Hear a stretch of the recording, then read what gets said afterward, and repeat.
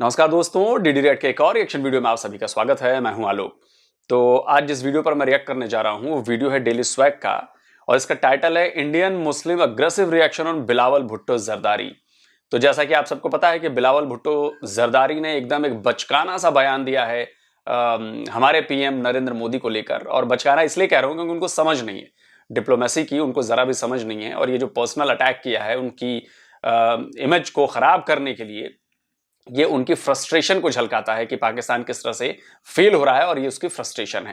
खैर, इस पर पाकिस्तान की जनता क्या कह रही है, मुझे तो लग रहा है कि जवाब मुझे पता है कि पाकिस्तान की जनता क्या कहेगी।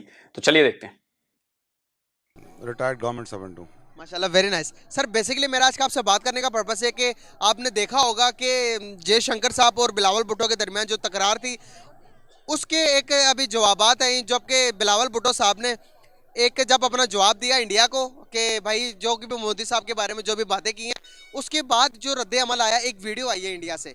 इंडिया में जो मुसलमान मौजूद हैं वो कहते हैं कि भाई आपने मोदी जी जो है हमारे प्राइम मिनिस्टर, आपने उसके बारे में कुछ नहीं कहा ना, प्रोटेस्ट करने उधर देखे जरा इसको आप कैसे देखते हैं? माननीय नरेंद्र मोदी जी का अपमान नहीं सहेगा और माननीय नरेंद्र मोदी जी हमारे देश की आपने बताना क्या ये मुसलमान जो इंडिया में कर रहे हैं ये सही है या नहीं?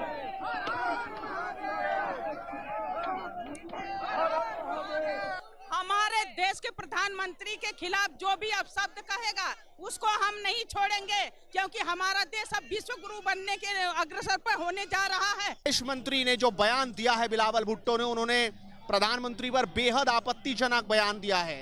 उन्होंने लादेन से तुलना करते हुए उन्हें कहा है कि वो तो मर गया लादेन तो, लेकिन मैं बोल भी नहीं सकता माइक पर जिस तरह की टिप्पणी की। आप किस तरीके से देखते हैं? हमारा हिंदुस्तान माननीय नरेंद्र मोदी जी का अपमान नहीं सहेगा और माननीय नरेंद्र मोदी जी हमारे देश के जो है सबसे बेहतरीन लीडर हैं और सबका साथ सबका विकास के साथ देश को चला रहे हैं।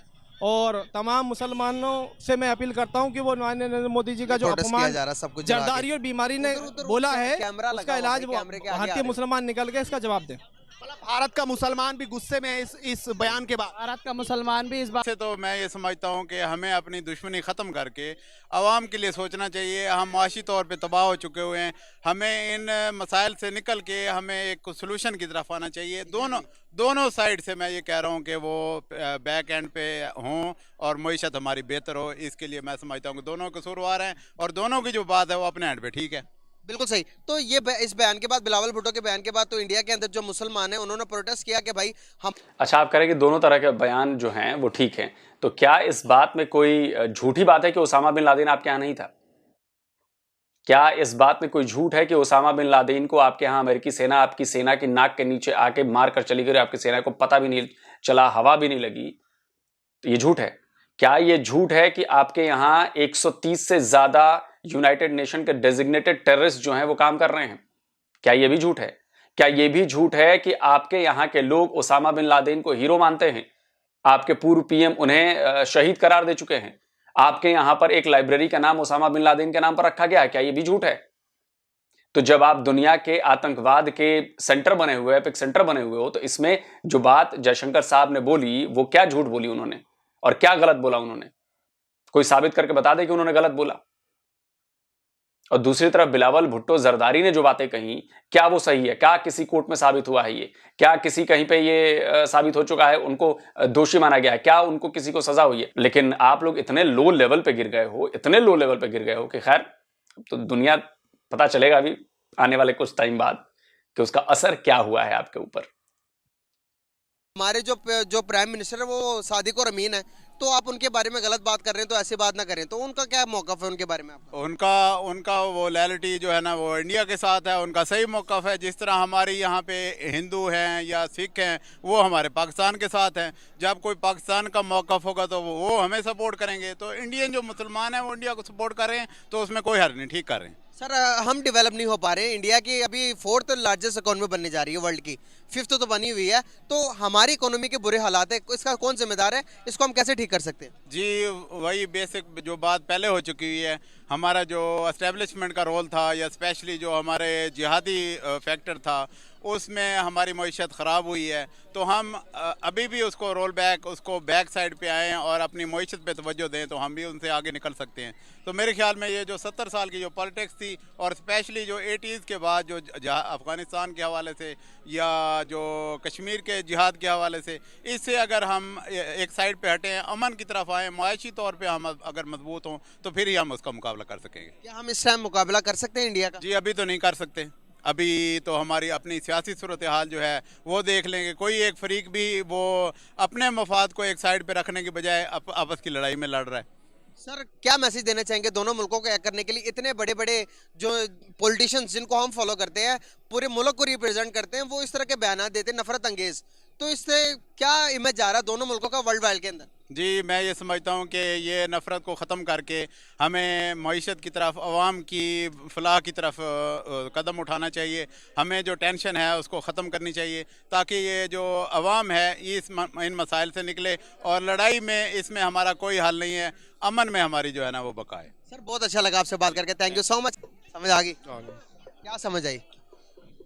देखिए, इंडियन मुस्लिम्स को अपनी लॉयल्टी प्रूव करने के लिए इंडिया के साथ उनको नारा लगाना पड़ता है, नाउज़ुबिल्लाह पाकिस्तान मुर्दाबाद, जो कि बहुत गलत बात है, ऐसा होना नहीं चाहिए। जहाँ तक बात रहती है बिलावल भुट्टो के बयान की, और बिलावल भुट्टो जहाँ तक, कब तक इस भुलावे में रहेंगे आप? उनको लॉयल्टी साबित करनी थी, उन्होंने 1947 में ही लॉयल्टी साबित कर दी। जो लॉयल नहीं थे देश के प्रति वो पाकिस्तान चले गए, जो लॉयल थे वो यहां पर रह गए हैं।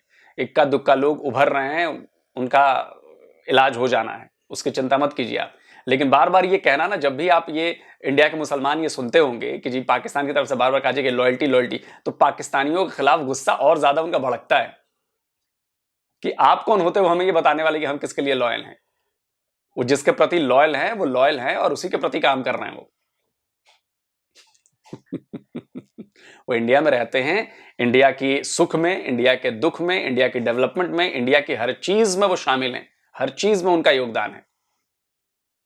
तो आप उन्हें ज्ञान मत दीजिए।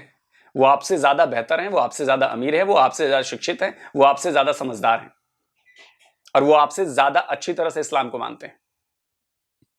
आपकी तरह विक्टिम कार्ड और ये और वो और हर जगह लेके पहुंच जाना वो नहीं करते, वो तो जानते हैं। ठीक कहते हैं। Bilawal Bhutto in my opinion is the best foreign minister Pakistan has ever had.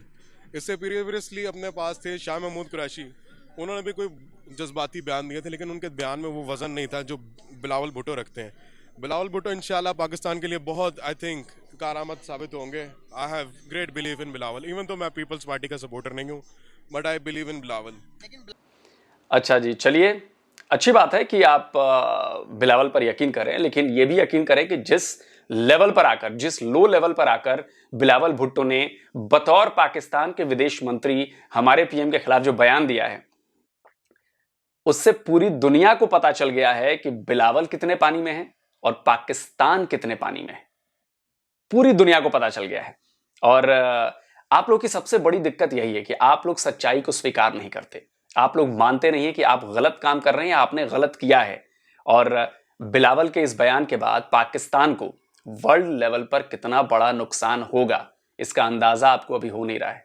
आने वाले वक्त में धीरे धीरे आपको पता चलेगा कि बिलावल का यह बयान जो है वो बेहद घटिया श्रेणी का था, बहुत घटिया था। और जब वर्ल्ड लेवल डिप्लोमेसी की बात होगी तो घटिया बयानों में से एक में शामिल किया जाएगा और इसका बड़ा जबरदस्त असर होगा। और ऐसा इसलिए है, मैं हमेशा इसलिए कहता हूं, क्यों अच्छी पढ़ाई ज्यादा जरूरी है। अच्छी पढ़ाई से भी ज्यादा जरूरी है कि आपकी सोच कैसी डेवलप हो रही है। तो बिलावल का बयान से ये लग गया है कि जब ऐसे पदों पर बैठा जाता है तो उनको ज्यादा नॉलेज होनी चाहिए, उनकी बातों पर ज्यादा वजनदार उनकी बातें होनी चाहिए। और देखिए, इनके इस बयान से पाकिस्तान की जनता तो खुश है, लेकिन जो वर्ल्ड लेवल डिप्लोमेसी की बात होगी, जब पूरी दुनिया में उनके इस बयान को जांचा जाएगा, परखा जाएगा, इसका मतलब निकाला जाएगा, तो वहां पर पाकिस्तान को, मैं बिलावल की बात नहीं कर रहा, मैं पाकिस्तान की बात करूं, पाकिस्तान को बहुत बड़ा नुकसान होने वाला है। इसीलिए मैं अपने व्यूअर्स से हमेशा कहता हूं कि नॉलेज को बढ़ाना जो है वो बहुत जरूरी है, क्योंकि नॉलेज एक ऐसा हथियार है जिसकी मदद से आप झूठ, प्रोपेगेंडा इनको तो खत्म कर ही सकते हो, आप अपनी बातों में वजन ला सकते हो, आपकी बातें गंभीरता से सुनी जा सकती हैं क्योंकि वो फैक्चुअली होंगी, फैक्ट से भरपूर होंगी, और ये ऐसा तब होगा जब नॉलेज होगी। तो अगर आप भी मेरी तरह अपनी नॉलेज बढ़ाना चाहते हैं तो इसके लिए कुकू एफएम से बेहतर प्लेटफॉर्म और कोई नहीं आपको दे सकता है। मैं क्यों आपको कुकू एफएम रेकमेंड कर रहा हूं? क्योंकि इसकी मदद से हम खुद को एजुकेट कर सकते हैं, खुद को नॉलेजेबल बना सकते हैं, क्योंकि कुकू एफएम पर आपको 10,000 से भी ज्यादा ऑडियो शोज की लाइब्रेरी मिलेगी, वो भी हिंदी, अंग्रेजी सहित कई अलग अलग लैंग्वेजेस में। और यही नहीं, आपको यहां पर हर फील्ड से जुड़ी नॉलेज मिलेगी, फिर चाहे वो न्यूज हो, बिजनेस हो, हिस्ट्री हो, स्पोर्ट्स हो, हर सब्जेक्ट से जुड़ी ऑडियो बुक्स और बुक समरी कुकू एफएम पर मौजूद है, और यहां पर आप उनको सुन सकते हैं। और जैसा कि मैं आपको हमेशा बताता हूं कि ऑडियो बुक्स और बुक समरी सुनने का सबसे बड़ा फायदा यह है कि ये बहुत ज्यादा सस्ती हैं, और इनके लिए आपको अलग से टाइम निकालने की जरूरत नहीं पड़ती।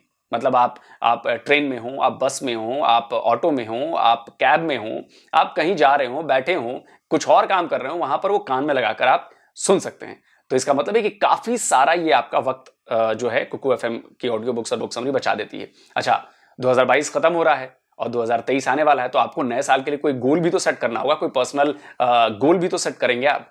तो इस बार आप गोल सेट करिए कि जी मुझे अपनी नॉलेज बढ़ानी है, और इस पर्सनल गोल को पूरा करने में कुकू एफएम आपकी मदद कर सकता है। डीडी रिएक्ट के दर्शकों के लिए कुकू एफएम पर एक खास ऑफर भी मौजूद है। तो अगर आप DDR50 का जो मेरा कूपन कोड है इसका इस्तेमाल करेंगे तो आपको एनुअल मेंबरशिप में 50% का डिस्काउंट मिलेगा। तो समझ रहे हैं, बहुत बड़ा फायदा है ये। तो कुकू एफएम के इस शानदार ऑफर का फायदा उठाइए, अपनी नॉलेज को और ज्यादा बढ़ाइए। इसका लिंक मैंने कमेंट और डिस्क्रिप्शन बॉक्स दोनों जगहों पर दिया हुआ है। तो आगे बढ़ते हैं और देखते हैं कि इस वीडियो में पाकिस्तानी और क्या कह रहे हैं। तो मैं पीपल्स पार्टी का सपोर्टर नहीं हूँ, but I believe in Bilawal. लेकिन बिलावल भुट्टो को क्रेडिट देना पड़ेगा कि जो कि गूगल प्ले स्टोर है, गूगल को भी पाकिस्तान में लेके आने में कामयाब हो गए हैं वो, तो ये क्रेडिट उनको जाता है। अभी फेसबुक के लिए काम कर रहे हैं, तो इसके अलावा ये तो अच्छा ही बताई मैंने उनकी कि उन्होंने बहुत अच्छा काम किया, नो डाउट कि इस तरह का काम आज से पहले हमारे फॉरेन मिनिस्टर कोई भी नहीं कर पाया। तो अभी की अगर मैं बात करूं तो नेगेटिविटी अगर हम स्प्रेड करेंगे दूसरे कंट्रीज के लिए, अगर वही चीज़ें हमारे अंदर भी पाई जाती हैं, अगर आप किसी के कीड़ा उठाओगे, कीड़ा आपके अंदर भी मौजूद है, दोनों तरफ गंदे। कहते हैं कि चिकड़ को पत्थर मारोगे तो आप खुद गंदे होते हो। तो आपको लगता है कि इस तरह की मतलब कि है इस तरह की स्पीच हो कि दोनों मुल्कों के दरमियान नफरतें पैदा हों? पहले जयशंकर साहब ने शुरू किया था तो उसका रिटर्न जवाब दिया, मैं मानता हूँ इस बात का रिटर्न जवाब दिया, लेकिन क्या हमें चाहिए कि दो इतने बड़े बड़े लीडर्स जो कि दोनों मुल्कों को रिप्रेजेंट कर रहे हैं और हेट स्पीच करें इस तरह की? नहीं, हेट स्पीच से तो हमें पीछे रहना चाहिए, लेकिन फिर भी हमें अपने गिरबान में भी झांकना चाहिए। हमारे यहाँ भी पिछले 1-2 सालों में बहुत ऐसे वाक़यात हुए हैं जिनकी वजह से हम पूरे इंटरनेशनल फोरम पर शर्मिंदा होकर आ गए। आपको पता होगा सियालकोट वाला वाक़या, इस तरह के वाक़या। तो हमें ना इस तरह गुरेज करना चाहिए। अलबत्ता जहाँ तक बात रहती है टेररिज्म की, तो बिलावल भुट्टो बिल्कुल सही है। गुजरात में 2002 में गालबन राइट्स हुई थी, मोदी उनका था कारगन, तो बिलावल भुट्टो इस मामले में काफ़ी सही है। लेकिन जहाँ तक फिर बात रहती है कि एक दूसरे, कैसे सही है आप बताइए ना? कहीं पे उन पर आरोप साबित हुए हैं, कहीं वो दोषी पाए गए हैं, कहीं उनको सजा मिली। आपके कहने से क्या होता है? आपके कहने से क्या होता है? और गुजरात में राइट्स हुए थे, वो टेररिस्ट घटना नहीं थी। यहां पर टेररिज्म की बात कही थी जयशंकर साहब ने, मैं आपको अगर याद दिला दूं तो क्या आप ये मानते हो कि ओसामा बिन लादेन टेररिस्ट नहीं था? क्या आप मानते हो कि अल कायदा जो है जिसका वो सरगना था वो टेररिस्ट ऑर्गेनाइजेशन नहीं है? अगर ऐसा मानते हो तभी आपकी हालत ऐसी है, तभी आपकी हालत ऐसी है। आप तो मानते ही हैं आप लोग, लेकिन आपके मानने ना मानने से क्या होता है, इससे कोई फर्क नहीं पड़ता। दुनिया में क्या डिफाइन किया गया, एक संस्था है यूएन, यूनाइटेड नेशन, उसने क्या डिफाइन किया, उसके मुताबिक अल कायदा एक टेररिस्ट ऑर्गेनाइजेशन है। आपके यहां टेररिज्म है। आपके पूर्व पीएम इमरान खान ने माना था कि अल कायदा को उनके यहां ट्रेनिंग दी गई थी, सबसे बड़ी गलती थी। अगर इसके बाद भी आप कंपेयर कर रहे हो ओसामा बिन लादेन को और नरेंद्र मोदी को, तो फिर तो आप कुछ भी कर सकते हो। आप बिना रॉकेट के आप चांद पर जा सकते हो, आप मार्स पर जा सकते हो। आज पूरी दुनिया में भारत की तारीफ हो रही है। आज पूरी दुनिया में भारत ने वैक्सीन उपलब्ध कराई कोरोना में। आज पूरी दुनिया में जो भारत की टेक्नोलॉजी है, यूपीआई से लेकर बाकी सारी चीजें, वो बड़ी वाहवाही की जा रही हैं। और ये सब कितने टाइम में हुआ है? पिछले 8 सालों में, 9 सालों में आपने देखा कि हम दुनिया की 5वीं सबसे बड़ी इकोनॉमी बन गए। लेकिन इसके बाद भी अगर आपको लगता है कि पीएम मोदी पर आप कुछ भी कह दोगे और वो अनआंसर्ड चला जाएगा, तो अनआंसर्ड नहीं जाएगा। इसके बड़े नतायज जो हैं आगे, गंभीर नतायज पाकिस्तान को झेलने पड़ेंगे, याद रखिएगा। वर्ल्ड लेवल पर, सिर्फ इंडिया की तरफ से नहीं, दूसरी कंट्रीज की तरफ से भी। क्योंकि इसको कहते हैं जबरन बयान देना, इसको कहते हैं घटिया बयान देना। अब मैं कहूं कि जो बिलावल भुट्टो जरदारी साहब हैं, उनके खानदान के तो बड़े चर्चे हैं, तो उनके खानदान पर आऊं मैं बोल सकता हूं, लेकिन हमारे देश के पीएम नहीं बोलेंगे। वैसे उस लेवल पर नहीं जा सकते हमारे देश के पीएम, तो करिए। मुल्क में तानेबाजी करना, ये तानेबाजी तो फिर वो आवाम को पागल बनाने वाली बात है। को डिग्रेड करना दो कंट्रीज को। वही ना, मेरे कई दोस्त हैं इंडिया से, तो मैं उनको कभी भी इस तरह नहीं कहता। वो तो कभी भी हम आपस में बातचीत होती है, हमारी बातचीत होती रहती है, लेकिन फिर भी हम कभी भी एक दूसरे को डिग्रेड नहीं करते। कोई लड़ाई नहीं है, कोई कुछ नहीं, मैच हो रहा है तो साथ हम इंजॉय करेंगे, कुछ भी नहीं होगा। लेकिन जहाँ तक बात रहती है पॉलिटिशियंस की, उनको पॉइंट स्कोरिंग तो करनी पड़ती है। वो वोट कहाँ से मिलेगा? जयशंकर साहब ने अपना बयान दिया था कि भाई टेररिस्ट जो है वो पाकिस्तान से आते हैं, उसामा बिन लादेन के रूट्स पाकिस्तान से हैं। तो उनका जवाब देते हुए बिलावल भुट्टो ने जो किया वो सही है या गलत है? जयशंकर ने कुछ ना कुछ तो करना है ना, अगले इलेक्शन में कुछ तो कुछ रोटी डालनी है उसने। अब बिलावल ने बिल्कुल सही जवाब दिया है। एग्जैक्टली, बिलावल ने बिल्कुल सही किया। अगर देखें कि इतने बड़े अगर हम बात करें फॉरेन मिनिस्टर्स की, तो फॉलो करने वाले बहुत ज्यादा होते हैं। अगर देखें तो हम फॉलो करते हैं अपने फॉरेन मिनिस्टर, प्राइम मिनिस्टर्स को। अगर इस तरह के नफरत अंगेज बयानात वो अपने इतने बड़े प्लेटफॉर्म पर जाकर दें, बड़े से बड़े प्लेटफॉर्म पर जाके इस तरह के नफरत अंगेज बयानात देते हैं, तो जो उनसे रूट लेवल पर, छोटे लेवल पर जो पब्लिक है, एक दूसरे के ऊपर उनके क्या तस्वुरात बनते हैं, क्या बयान बनते हैं? इसका ना बहुत नेगेटिव इम्पैक्ट पड़ता है, खास तौर पे हमारे जो मुसलमान भाई इंडिया में रहते हैं उनके ऊपर। खास तौर पे उनको ना फिर यही बात रह जाती है कि भाई पाकिस्तान मुर्दाबाद का आप नारा लगाओ, नहीं तो फिर आपको हम पाकिस्तानी घोषित करेंगे। और फिर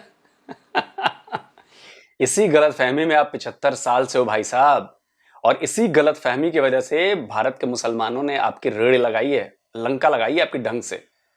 और यही वजह है कि आज यहाँ के मुसलमान आपसे 100 गुना बेहतर जिंदगी गुजार रहे हैं। और आप कहते हो कि जी जुल्म हो रहा है, ये हो रहा है, वो हो रहा है। अरे एक बात बताओ, 75 साल से अगर जुल्म होता तो आवाज नहीं उठेगी?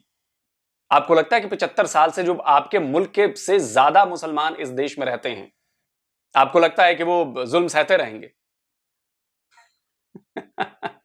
क्या बात करते हो यार। वो यहां पर खुश हैं। इक्का दुक्का घटनाएं होती हैं, वो हिंदुओं के बीच भी होती हैं, मुसलमानों में आपस। अच्छा, आपके यहां नहीं होती हैं? आपके यहां तो 98% मुसलमान है ना, फिर भी आप शियाओं को काट डालते, आप अहमदियों को उनका हक नहीं देते, उनकी बैंड बजा के रखी हुई है आपने। लेकिन आपको ये सब नजर नहीं आएगा। 98% मुसलमान है आपके यहां देश में, इस्लामिक रिपब्लिक ऑफ पाकिस्तान है। तो जब एक ही मजहब के आप लोग हो तो आपस में आपकी नहीं बन रही। यहां पर तो अलग अलग मजहब के 4 मजहब के लोग रहते हैं, उससे भी ज्यादा और भी चीजें हैं। लेकिन ना, जहां अपनी गलती होगी वो तो नहीं देखेंगे जी। ना वो तो होता रहता है जी, कोई बात नहीं। फिर आपके साथ जो करना है वो करेंगे, लेकिन फिर भी इस तरह के ना करना नहीं चाहिए। इसको ना बड़े सिविलाइज तरीके से, डिप्लोमेटिक वे से हमें करना चाहिए। जिस तरह बिलावल की पिछले महीनों बात करें, उन्होंने जिस तरह रशिया का मामला हैंडल किया था, दैट वाज कमेंडेबल। लेकिन इस मामले को भी अगर वो सिविलाइज तरीके से हैंडल करें, थोड़ा भाईचारे का हाथ डालें, तो फिर वो बेहतर रहेगा। अभी आपने कहा कि मुसलमानों को अपनी लॉयल्टी शो करनी पड़ती है इंडिया को लिए, इसलिए बयान देते हैं। मैं एक गुजरात का वाकया हुआ, इस बात से मैं डिनाई नहीं करता। इस तरह के वाकयात होते हैं, पाकिस्तान में भी होते हैं। इस तरह के वाकयात मैं डिनाई नहीं करता कि भाई नहीं हुए। अगर आप देखेंगे मॉडल टाउन, तो यहाँ पर तो कोई हिंदू नहीं ना रहते थे, मुसलमानों के साथ ही वाकयात हुए ना, तो इस चीज को हम डिनाई नहीं कर सकते कि भाई हमारे साथ भी होते हैं। और अगर मैं अच्छा, और शिया मुसलमानों के साथ और भी क्या करते हो आप? कितने बम ब्लास्ट कराते हो आपके यहाँ शिया मस्जिदों में? अभी हाल ही में बम ब्लास्ट हुआ था शिया मस्जिद में, 60-70 लोग मारे गए थे। वो टेररिज्म नहीं है, वो प्रॉब्लम नहीं है, वो दिक्कत नहीं है, उस पर तो सब जी बढ़िया है। हमारे यहाँ एक लड़ाई झगड़ा हो जाए और उसमें एक मुसलमान की जान चली जाए तो आप तो जी तबाही मचा देते हो कि जी तो इस्लाम के दुश्मन हैं और मुसलमानों पर इंडिया जुल्म करता है। लेकिन आप मुसलमान होकर शियाओं पर जुल्म कर रहे वो नहीं दिखता, आप मुसलमान होकर अहमदियों पर जुल्म कर रहे वो नहीं दिखता, आप मुसलमान होकर आपके यहाँ के पाकिस्तानी हिंदू सिखों पर जुल्म कर रहे वो आपको नहीं दिखता। वाह जी वाह, गजब दोगलापन है। कहां से लाते हो भैया ये सब दोगलापन? बात करूं दूसरी तरफ, तो वहां पर जो अगर मुसलमानों की बात करूं तो मुसलमान वो कहते हैं कि भाई इस टाइम पाकिस्तान में जो मुसलमानों के हालात हैं उससे ज़्यादा अच्छे हालात इंडिया में हमारे हैं। इस बात को कैसे डिफाइन करेंगे? और बहुत सारे मुस्लिम्स के साथ मेरी बात भी होती है, इंटरेक्शन भी होता है इंडिया के जो हैं, वो कहते हैं भाई हम बहुत खुश हैं, हमारी फिक्र छोड़ दो, तुम लोग अपनी फिक्र करो, तुम्हारी इकोनॉमी जा रही है। इस चीज़ को कैसे देखते हैं? देखिए, इसमें हमें थोड़ा हार्ड पिल स्वालो करना पड़ेगा, उसे करवा घोट पीना पड़ेगा, क्योंकि इकोनॉमिकली तो हमसे वो बेहतर है, ये हमें डिनाई नहीं कर सकते। जहाँ तक बात रहती है पूरा फ्रीडम उस तरह का जिस तरह के हमारे यहाँ पाकिस्तान में है, वो उनके पास अलबत्ता नहीं है। वही मैंने बात जैसे की थी, लॉयल्टी उनको प्रूव करनी पड़ती है, वो उस तरह का जज्बा नहीं वो लेके आ सकते जो हमारे यहाँ हम महसूस करते हैं। मुजम्मिल भाई, मैं आपसे ये गुजारिश करूंगा कि प्लीज़ जब अगली बार ऐसा कोई कहे कि भाई उनको आज़ादी नहीं है, तो आप उनसे पूछिएगा कि किस तरह आज़ादी नहीं है। उनको अपना इस्लाम धर्म प्रैक्टिस करने की इजाज़त नहीं है, आज़ादी नहीं है, या यहाँ पर जाकर मस्जिद में नमाज पढ़ने की आज़ादी नहीं है, या उनको यहाँ पर किसी सरकारी नौकरी करने की आज़ादी नहीं है, या उनको यहाँ पर कारोबार करने की आज़ादी नहीं है, या जो गवर्नमेंट के जो अलग अलग जो योजनाएं चलाई जाती हैं, प्रोजेक्ट चलाए जाते हैं, क्या उनका फ़ायदा उनको लेने की आज़ादी नहीं है? आप ये सवाल जरूर पूछे, किस तरह की आजादी की बात करते हैं आप, और धार्मिक आजादी का पैमाना क्या है? अगर ये पैमाना है कि जी मस्जिद में नमाज पढ़ना, सड़क पर खुलेआम घूमना, जाके हर जगह नौकरी करना, तो ये सारी चीजें इंडिया में होती हैं। आपके यहां है कि अहमदियों को मस्जिदों में नहीं जाने दिया जाता, याद है ना? अहमदियों को आपके यहां मस्जिदों में नहीं जाने दिया जाता। अहमदियों को आप मुसलमान मानते ही नहीं हो, आप उनके राइट्स खा जाते हो। शियाओं की मस्जिद अलग है, सुन्नियों की मस्जिद अलग है। तो जब आप कहते हो कि इस्लाम सबको एक बराबर कहता है, तो इसमें ये बंटवारा क्यों भाई? इसकी बात नहीं करेंगे आप? बाकी इकोनॉमिकली, कारोबार के लिहाज से, बाकी internationally they are way better than us. थोड़ा मेरे नजदीक आ जाओ यार। अगर मैं बात करूं टेक्नोलॉजी के लिहाज से, अगर मैं बात करूं इकोनॉमी के लिहाज से, इंडिया ग्रो कर रहा है, इसमें नो डाउट, दो राय है ही नहीं। अगर आपको थोड़ा बहुत पता तो आईटी के बारे में क्या जानते हो, कुछ जानते हो इंडिया के बारे में? मैं सीएस का स्टूडेंट हूँ, खास तौर पे तो पता है। खास तौर पे जितनी भी दुनिया की लीडिंग सॉफ्टवेयर कंपनीज हैं, वो ज़्यादा इंडिया बांग्लादेश की तरफ ग्रेविटेट करती हैं। यहाँ पे तो उनको चीप लेबर मिल जाता है, ऊपर से धर के माइक्रोसॉफ्ट वहाँ पे जा रहा है, रॉकस्टार वहाँ पे जा रहा है, अमेजोन वहाँ पे आपके सामने इतना ज़्यादा बढ़ चुका है। वहाँ पे पाकिस्तान में गया, हमारे यहाँ पे अमेजोन के 13 लाख अकाउंट बैन होते हैं। ये चीज़ होता है।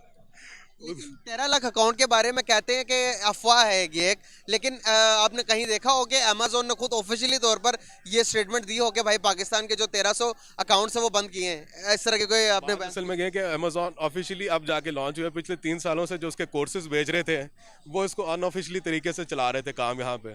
तो अब जाहिर बात है वो ऑफिशियली जाके फोरम पे आपको बताएंगे नहीं कि हमने आपके 13 लाख बैन किए हैं, अनऑफिशियली बैन करेंगे वो चुप गए। बिल्कुल सही। बहुत शुक्रिया यार, बहुत अच्छा लगा आपसे बात करके। Thank you so much bro, and nice to talk with you. पहली बात तो ये है कि जो बिलावल साहब ने स्टेटमेंट दी ना, वो बड़ी करेक्ट स्टेटमेंट थी। एंड आई थिंक मेरे ख्याल में जो एक पाकिस्तानी को या एज ए फॉरेन मिनिस्टर को यही स्टेटमेंट देनी चाहिए थी। बिल्कुल सही। ठीक है सर, ना? आपको नहीं लगता कि एक एतदाल का मुजाहरा करना चाहिए? एक जो बड़े बड़े पॉलिटिशियंस हैं, जब वो इस तरह के नफरत अंगेज बयानात देते हैं, दोनों तरफ की बात कर रहा हूँ मैं, ना मैं पाकिस्तान को सही कह रहा हूँ ना मैं इंडिया को गलत कह रहा हूँ, दोनों तरफ की गलती बराबर की है या नहीं, आप बताएं। बात यह है ना कि पहल तो उन्होंने की है ना। Exactly. तो जब पहल की है तो उस पहल में तो जवाब यही मिलेगा उनको ना फिर। सही बात है। अच्छा, पहल की तो उन्होंने क्या बोला? क्या ये बात, मैं फिर से दोहरा रहा हूं कि क्या ये बात गलत है कि ओसामा बिन लादेन आपके यहां नहीं था?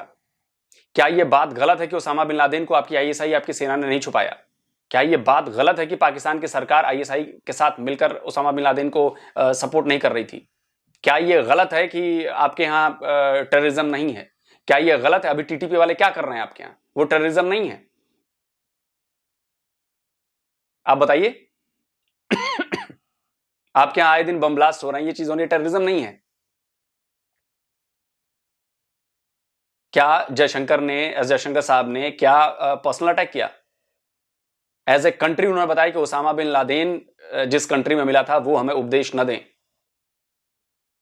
और शुरुआत आपके यहां से हुई थी। भूल गए आप कि जी लाहौर में जो ब्लास्ट हुआ वो ब्लास्ट इंडिया ने कराया है, हमारे पास सबूत हैं। उसके बाद आपके जो मंत्री थे उन्होंने बोला, उसके बाद हिना रब्बानी खार बोल रही है कि टेररिज्म का इस्तेमाल जितना इंडिया ने नहीं किया, मतलब ये हंसने वाली बात है, उतना किसी और देश ने नहीं किया, ये हंसने वाली बात है। तो आप हमारे ऊपर आरोप लगाओगे तो टेररिज्म के आरोप आपने लगाया तो उसका जवाब टेररिज्म के रूप में दिया गया था कि जी ओसामा बिन लादेन, आपको याद दिलाया जयशंकर साहब ने कि ओसामा बिन लादेन आपके यहां मिला था, इंडिया में नहीं मिला था वो। लेकिन आप उसको अगले बार में आपके विदेश मंत्री कहां लेकर गए? गुजरात राइट्स पर लेकर चल गए। ले दे के आप वहीं पे घूम के जाते हैं। आपके यहां राइट्स नहीं होते। रिलीजियस फ्रीडम इंडेक्स में आपकी हालत क्या है आपको पता है ना, कि आप अमेरिका की वॉच लिस्ट में हो, पता है ना। लेकिन आप तो बेशर्म हो, बेशर्मों की तरह बात करोगे। सारी दुनिया को पता है कि आपके यहां क्या हो रहा है। रिलीजियस फ्रीडम के नाम पर, आपके यहां धर्म के नाम पर, मजहब के नाम पर किस तरह से लोगों के कत्ल किए जा रहे हैं। आपके यहां उन लोगों को हीरो बना दिया जाता है जो ये किसी भी अफवाह में कत्ल कर देंगे। उन्होंने जी ब्लास्फेमी की है, कुरान के खिलाफ कुछ बात बोली, मैंने उसका कत्ल कर दिया, आम आदमी, और लोग उसको हीरो बना देते हैं। वाह वाह वाह वाह, गजब। तो दुनिया ये नहीं देखती क्या? लेकिन आप उसको सही बताते हो क्योंकि आपका माइंडसेट वैसा है। तो सर क्या कहते हैं आप, ये रिलेशनशिप को अगर सही करना हो तो फिर इस तरह की बातें करनी चाहिए या नहीं? नहीं करनी चाहिए, लेकिन दोनों बेहतर किस तरह हो सकता है? जी, बेहतर किस तरह हो सकता इत्तेदाल पसंदी दोनों साइड से। है? कौन ज्यादा करता है जी, इत्तेदाल पसंदी? कौन ज्यादा करता है? पाकिस्तान करता है, इंडिया नहीं करता है इत्तेदाल पसंदी। इंडिया क्या करता है? इंडिया तो प्रोवोकेट करता है पाकिस्तानियों को, सही ठीक है। और किसी भी पाकिस्तानी को जब प्रोवोकेट करेगा तो उसका जवाब यही होगा। सही सर। तो जो बिलावल भुट्टो साहब ने कहा कि आप कह रहे हैं कि डिफेंड करेंगे, सही कहा उन्होंने। बिल्कुल सही कहा है। सर देखें कि अगर हम उसका जवाब, अगर जो जयशंकर साहब ने दिया उसका जवाब कोई और हो नहीं सकता था कि और कोई नहीं हो सकता था। यही जवाब था? यही जवाब था इसका। तो अब हम हालात कैसे ठीक कर सकते हैं दोनों मुल्कों की? हालात तब ठीक होंगे, तो मैंने आपको यही बताया ना कि दोनों साइड से पहल होगी तब होगा। लेकिन इंडिया इंटरेस्टेड ही नहीं है इस चीज में ना, वो प्रोवोकेट कर रहा है। सही। तो मतलब कि आपको नहीं लगता कि हालात मतलब हमारे और इंडिया के दरमियान जो रिलेशन है वो ठीक होने के कोई चांसेस नजर आते हैं? आई डोंट थिंक सो कि ठीक होंगे। अभी 47-75 सालों से नहीं हुआ तो अभी हो जाएगा? नहीं होगा। तो हमारे बीच में क्लैशेस की चीज के? हमारा बीच का सबसे बड़ा क्लैश तो कश्मीर का है ना बेसिकली। जब तक वो रिजॉल्व नहीं होता है कोई चीज रिजॉल्व नहीं होगी। कश्मीर का रिजॉल्व अभी तक क्यों नहीं हुआ? इंडिया की हठधर्मी है उधर। क्या देखे ना, यूनाइटेड नेशंस के इसके ऊपर रेजोल्यूशंस हैं। क्या रेजोल्यूशन? रेजोल्यूशन ये कि प्लेबिसेट होना चाहिए, ठीक है। वो प्लेबिसेट नहीं होने दे रहा है। उसके बाद कश्मीर की डेमोग्राफी जो है वो चेंज कर रहा है। वहाँ पे मुसलमानों की अक्सरियत जो है उसको अकलियत में तब्दील कर रहा है। अच्छा, मुझे ये समझ में नहीं आती कि कैसे आप ये कह सकते हो कि डेमोग्राफी चेंज हो जाएगी। आपको अंदाजा है कि जम्मू कश्मीर में कितने मुसलमान रहते हैं? हम बाहर से कैसे किसी को ले जाके वहां पर कितने बसा देंगे? कितने? वहां पे जनसंख्या अगर कम होती तो चलो हम मान के चलते हैं कि 2000-4000 हो तो 2000 लोगों को ले जाके बसा दो, डेमोग्राफी चेंज करो। अरे करोड़ों मुसलमान हैं वहां पर यार, 90% मुसलमान हैं, और आप कह रहे हो कि जी डेमोग्राफी चेंज हो जाएगी। उतनी ठंड में यहां से जाके रहेगा कौन? और क्यों कोई अपना घर बार छोड़कर जाएगा दूसरे स्टेट में रहने? ये सोचते हो आप लोग? मैं आपको कहूं कि मैं आपको उठा के सारी सुविधाएं दे दूंगा, बलूचिस्तान में जाकर बैठा दूंगा, बलूचिस्तान में जाकर बैठ जाओगे क्या? बैठोगे? वैसे तो बलूचिस्तान की आबादी बहुत कम है और आप लोगों ने वहां पर डेमोग्राफी चेंज जरूर कर दिया है, सारे पंजाबियों को और यहां से ले जाके बसाया हुआ है वहां पे। नहीं विश्वास हो तो जाके आपके यहां की रिपोर्ट से पढ़ लीजिएगा, आपको पता चल जाएगा। जहां पर पॉपुलेशन की डेंसिटी इतनी ज्यादा है जम्मू कश्मीर में, आप कह रहे हो डेमोग्राफी चेंज हो जाएगी। 75 साल हो गए, क्या डेमोग्राफी चेंज हो पाई? और मैं गारंटी देता हूं कि आगे आने वाले 75 साल में अगर डेमोग्राफी चेंज हुई तो जो कहोगे वो कश्मीर हम आपको दे देंगे, अगर डेमोग्राफी चेंज हो गई तो। कैसे ऐसी ऐसी बातें करो जो लॉजिकल हो। आप ये डेमोग्राफी चेंज की बातें पिछले कई सालों से कर रहे हो। कितनी डेमोग्राफी चेंज होगी? अगर डेमोग्राफी चेंज हुई तो कश्मीर के कोई सबूत ही नहीं है इसका। इलॉजिकल बात। बिल्कुल सही सर। यूएन के रेजोल्यूशन के मुताबिक अगर हम देखें तो उसके 3 शराइत है यूएन के।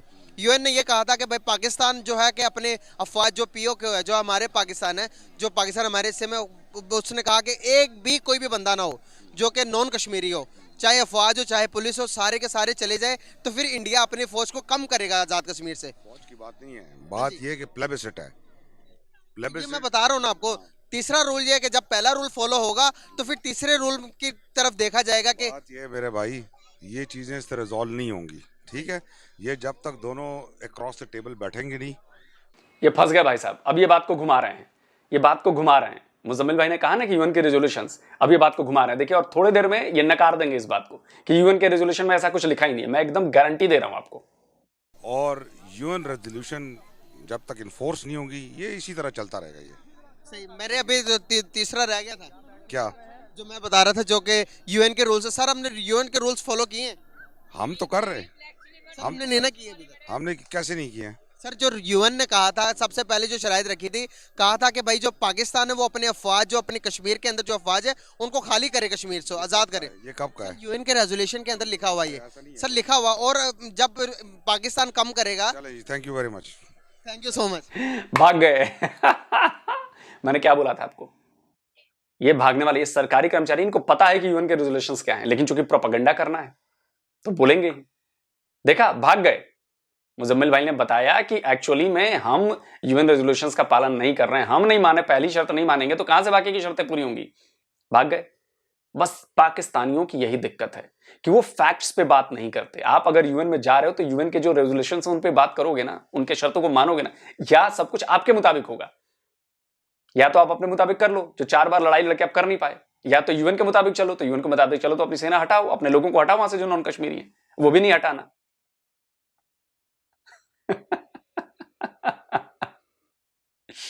कमाल की बात है यार, कमाल की बात है। आप लोगों को आइडिया नहीं है कि कश्मीर के आपके जबरदस्ती वाला जो मुद्दा बनाया हुआ कश्मीर के लिए, कितना बड़ा नुकसान कर चुका है ये मुद्दा आपके देश के लिए, आपके देश के लोगों के लिए। तबाह हो चुके हो आप लोग कश्मीर के नाम पर जिहाद करते करते। और एक भाई ने वो कहा था वीडियो में, कश्मीर के नाम पर माना कि चलो जिहाद कर रहे हैं। दुनिया सब देखती है, और इसका असर आप ये मत सोचिए कि बिलावल भुट्टो ने ऐसा बयान दे दिया है तो इसका असर सिर्फ इंडिया की तरफ से आएगा। आपका असर फिर से इकोनॉमी पे पड़ेगा, आपका असर आपके बिजनेस पे पड़ेगा, आपका असर आपके दूसरे देशों से संबंधों पर पड़ेगा। इस बयान का असर ऐसा लग रहा है जैसे चौथी क्लास में गली में घूमते हुए बच्चा बयान दे रहा है विदेश मंत्री होकर। आप सोचिए।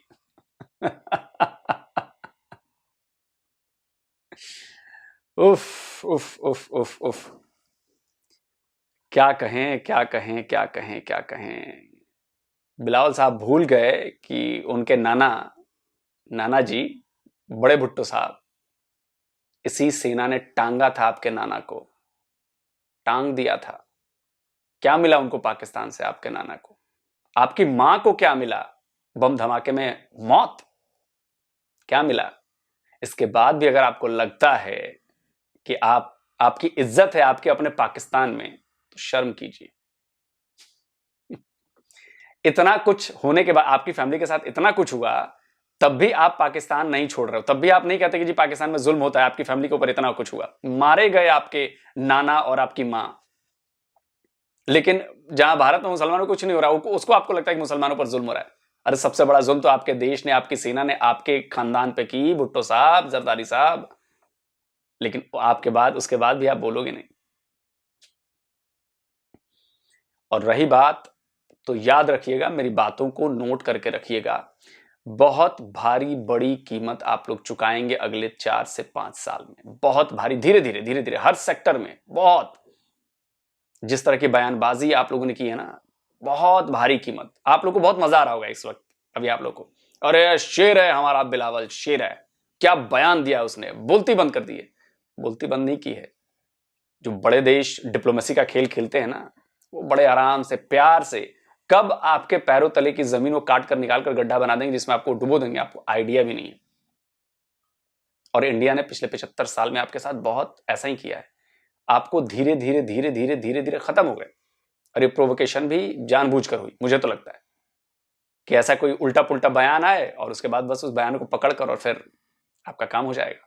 तो देखते रहिए, अभी बहुत कुछ होना बाकी है। वीडियो खत्म करने का वक्त आ गया, लेकिन उससे पहले आपको एक बार फिर से याद दिला दूं कि अगर आपको भी अपनी नॉलेज मेरी तरह करनी है तो आपको QFM पर जाइए और उसकी मेंबरशिप जो है वो फौरन ले लीजिए। और हाँ, मेरे कोड DDR50 का इस्तेमाल करना मत भूलिएगा, क्योंकि इससे आपको मिलेगा एनुअल मेंबरशिप पर 50% का डिस्काउंट।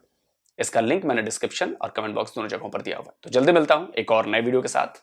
नमस्कार, जय हिंद।